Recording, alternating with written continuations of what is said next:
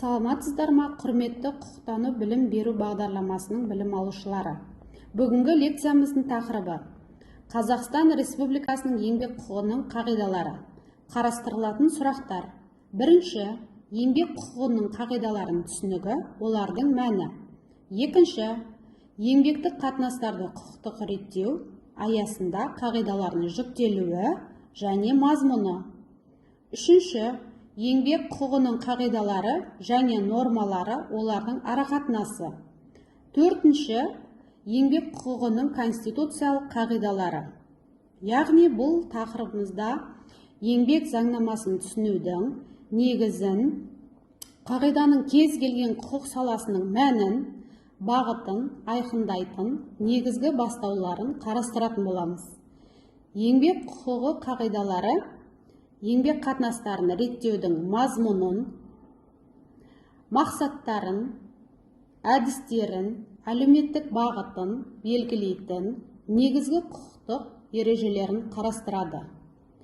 Олар еңбек құқығы нормаларын әзірлеуде, қолдануда, тіпті дау-дамайларды шешуде де басты бағдар болып табылады.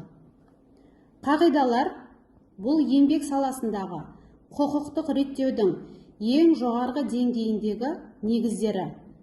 Олар Қазақстан Республикасы Конституциясынан, Қазақстан Республикасы еңбек кодексінен, халықаралық еңбек стандарттарынан, сондай-ақ жалпы құқықтық принциптерден бастау алады. Еңбек қатынастары қоғамның кең ауқымын қамтиды, сондықтан қағидалар қызметкерлердің еңбекке байланысты негізгі құқықтарын қорғауға, жұмыс берушінің заңды мүдделерін сақтауға, еңбек процесінің қауіпсіздігін қамтамасыз етуге, тараптар арасында әділ балансты сақтауға бағытталған. Еңбек құқығының қағидалары үш негізгі деңгейде бөлінеді. Бірінші, жалпы құқықтық қағидалар. Екінші, салалық қағидалар. Және үшінші, саланың ішкі принциптері. Біз бүгін олардың барлығын толық қарастырамыз. Жалпы құқықтық қағидалар. Бұл қағидалар тек еңбек саласына ғана емес, бүкіл құқық жүйесіне тән. Олар біріншіден адам құқықтары мен бостандықтарын мойындау және қорғау болып келеді. Еңбек ету бостандығы Конституцияда бекітілген басты құқықтардың бірі. Яғни, әрбір азамат мамандықты, кәсіпті, жұмыс орнын, еңбек шарттарының түрін өз еркімен таңдауға құқылы. Екінші, заңдылық принципі. Еңбек қатынастары заңға сәйкес реттеледі. Еңбек шарты, бұйрықтар, келісімдер, заң нормаларына қайшы келмеуі тиіс. Үшінші, әділдік және теңдік принципі. Қызметкер мен жұмыс беруші заң алдында тең. Ешкімге нәсіліне, жынысына, жасына, ұлтына, дініне, мүліктік жағдайына байланысты кемсітушілікке жол берілмейді. Төртінші, әлеуметтік мемлекет қағидасы. Мемлекет еңбек саласында халықтың әл-ауқатын көтеру, қауіпсіз еңбек жағдайларын қамтамасыз ету, жұмыссыздықпен күресу міндеттерін орындайды.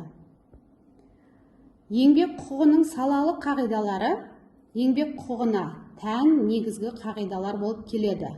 Қазақстан Республикасы еңбек кодексінде нақты бекітілген. Біз әр қағиданы мазмұны мен қолданылу саласымен бірге қарастырамыз.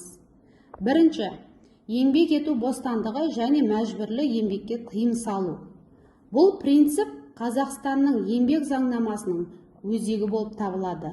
Оған сәйкес, әр адам өз еркімен жұмысқа орналасады, еңбек шарты ерікті түрде жасалады, мәжбүрлі еңбекке жол берілмейді, ешкімді өз келісімінсіз еңбекке тартуға болмайды.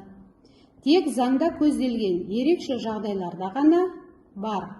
Олар төтенше жағдай, әскери қызмет, және сот үкімі кезінде ғана көзделген. Екінші түрі, еңбек саласында кемсітушілікке жол бермеу, яғни еңбек құқығы қызметкерлердің теңдігін қамтамасыз етеді. Кемсітушілік ешқандай түрге немесе ешқандай түрде рұқсат етілмейді. Яғни ол жынысы бойынша, жасы бойынша, ұлты бойынша, әлеуметтік жағдайы бойынша, отбасы жағдайы бойынша, тіл, дін, саяси көзқарас бойынша. Жұмысқа қабылдауда, жалақы төлеуде, біліктілікті көтеруде, жұмыстан босатуда кемсітуге жол берілмейді. Үшінші, қауіпсіз және салауатты еңбек жағдайларын қамтамасыз ету қағидасы. Қазақстан Республикасы еңбек кодексі жұмыс берушіні міндеттейді қауіпсіз еңбек жағдайларын жасауға, қызметкерді жеке қорғаныс құралдарымен қамтамасыз етуге, қауіп-қатерді бағалау шараларын жүргізуге, нұсқаулық өткізуге, жазатайым оқиғаларды тіркеуге және тергеуге. Бұл қағида еңбек құқығының әлеуметтік бағыттылығын көрсететін ең маңызды элементтердің бірі. Себебі адамның өмірі мен денсаулығы ең жоғары құндылық болып есептеледі. Төртінші, еңбекақының әділ және кемсітусіз белгіленуі. Бұл қағида бірнеше ережелерден тұрады. Бірдей еңбекке, бірдей жалақы, ең төменгі жалақы мөлшерінен төмен ақы төлеуге тыйым. Еңбекақыны уақытылы төлеу міндетті. Және келесі еңбекақыдан заңсыз ұстап қалуға жол берілмейді. Әділ еңбекақы қағидасы қызметкердің материалдық және әлеуметтік жағдайын қамтамасыз етуге бағытталған. Бесінші, жұмыс уақытын және демалыс уақытын белгілеу қағидасы. Қызметкердің физикалық және психологиялық жағдайын қорғау үшін еңбек заңнамасы келесі нормаларға бекітілген. Яғни олар жұмыс уақытын нормасын, үстеме жұмыстың шегін, түнгі уақыттағы жұмыс ерекшеліктерін, сенбі, жексенбі және мейрам күндеріндегі жұмысты, жыл сайынғы ақылы демалысты реттейді. Бұл қағида еңбек режимін адам денсаулығына зиян келтірмейтіндей деңгейде ұстап тұруға негізделген. Алтыншы, әлеуметтік әріптестік қағидасы. Қазақстанда әлеуметтік әріптестік үш тараптан тұрады. Бірінші, қызметкердің өкілдері, яғни олар кәсіподақтар. Екінші, жұмыс берушілердің өкілдері. Үшінші, мемлекет. Әлеуметтік әріптестік арқылы ұжымдық шарттар жасалады, тарифтік келісімдер қабылданады, жалақы мен еңбек жағдайлары бойынша ұсыныстар әзірленеді. Даулар алдын ала шешіледі. Бұл қағида еңбек қатынастарының тұрақтылығын қамтамасыз етеді. Жетінші, еңбек дауларын шешудің сотқа дейінгі және соттық жолдарын қамтамасыз ету. Еңбек даулары көбіне жалақы төлемеу, тәртіптік жаза, жұмыстан босату, еңбек шартын бұзу, еңбек міндеттерін дұрыс орындамау сияқты мәселелерге байланысты туындайды. Қағидаға сәйкес, еңбек алдымен татуласу комиссиясы немесе келіссөздер жүргізіледі. Егер шешілмесе, сотқа жүгінуге болады. Қызметкер құқықтары бұзылған жағдайда мемлекет оны қорғауға көмектеседі. Сегізінші, қызметкерлердің және жұмыс берушілердің құқықтары мен міндеттерінің теңгерімділігі. Бұл қағида еңбек қатынастарындағы екі жақтың да құқықтары мен міндеттерін үйлестіруді көздейді. Жұмыс берушіге құқық берілсе, оған міндет те жүктеледі. Қызметкерге құқық берілсе, оның да міндеті бар. Мысалы, қызметкердің құқығы қауіпсіз жұмыс орнын талап ету, жұмыс берушінің міндеті қауіпсіз жағдай жасау. Немесе жұмыс берушінің құқығы еңбек тәртібін талап ету, Қызметкердің міндеті еңбек тәртібін сақтау. Бұл қағида еңбек саласындағы тепе-теңдікті қамтамасыз етеді.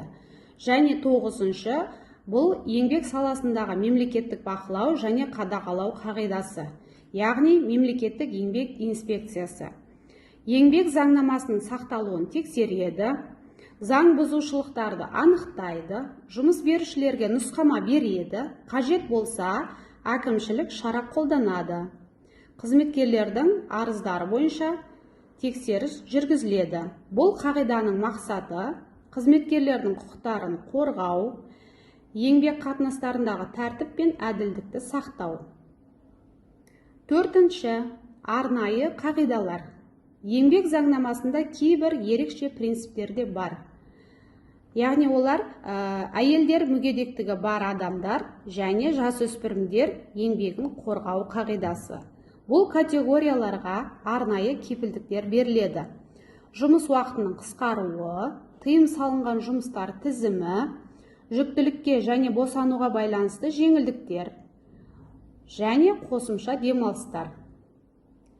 Келесі кәсіподақтардың құқықтарын қорғау қағидасы. Кәсіподақтар қызметкерлердің өкілі ретінде мемлекет тарапынан арнайы қорғауға ие болады. Келесі қағида. Еңбек нарығындағы бәсекелестік пен кәсіпкерлікті қолдау. Бұл қағида жұмыс берушіге де, қызметкерге де тиімді еңбек қатынастарын құруға мүмкіндік береді. Еңбек қағидаларының практикалық маңызы бар және қағидалар еңбек саласындағы нақты рөл атқарады. Және олар еңбек туралы заңдар осы қағидаларға сүйене отырып жасалынады. Дауларды шешкенде судья қағидаларды басшылыққа алады. Еңбек шарттары қағидаларға сай болуы тиіс. Жұмыс берушілердің актілері қағидаларды бұза алмайды. Қызметкерлердің құқықтарын қорғау деңгейі артады. Осылайша қағидалар еңбек заңнамасының идеологиялық өзегін құрайды. Және осы тақырыпты қорытындылай келе, Қазақстан Республикасының еңбек құқығының қағидалары еңбек қатынастарын реттеудің негізгі іргетасы болып табылады. Бұл қағидалар еңбек саласындағы әділдікті, заңдылықты және әлеуметтік тұрақтылықты қамтамасыз етуге бағытталған.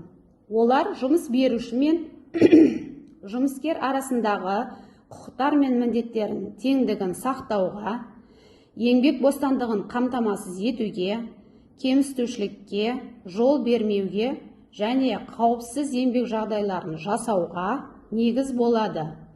Еңбек құқығының қағидалары Қазақстан Республикасының Конституциясында және еңбек кодексінде бекітіліп, еңбек қатынастарының барлық кезеңдерінде қолданылуы тиіс.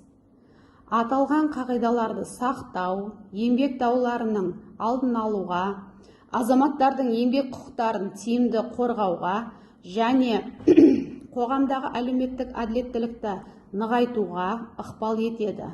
Сондықтан еңбек құқығының қағидаларын білу және оларды тәжірибеде дұрыс қолдану әрбір жұмыс беруші мен жұмыскер үшін маңызды болып табылады. Назарларыңызға рахмет.